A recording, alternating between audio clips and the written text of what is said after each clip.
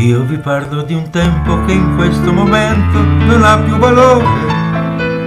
Vi parlo di Montmartre, dei fiori di lilla sbocciati alle finestre della nostra stanza, colma di speranza e di un grande amore. Pittore vuole dire poco da mangiare, ma lei non piange mai. La bohème,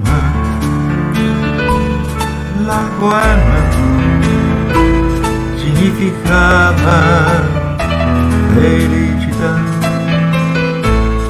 La bohème era la nostra bella età. E nei caffè vicini eravamo qualcuno che aspettava la gloria dei poveri, si sa.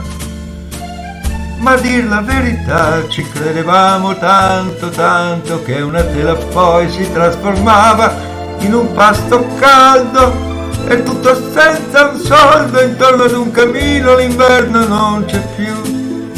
La bohème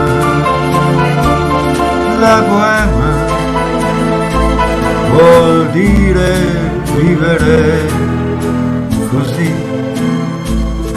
La bohème, amare tutti e dire sì.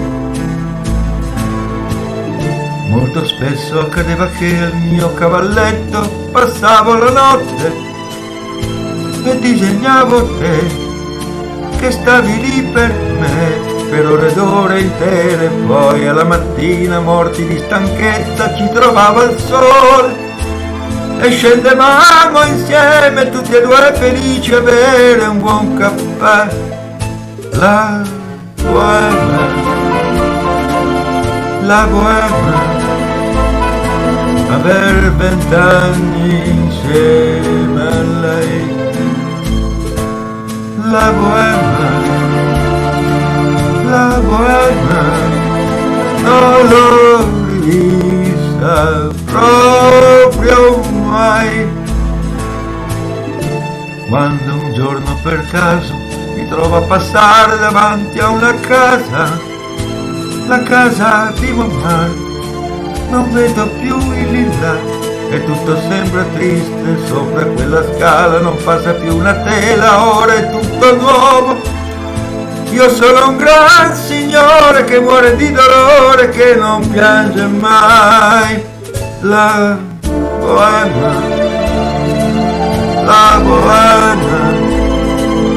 sento una voce, penso a lei. La bohème, indietro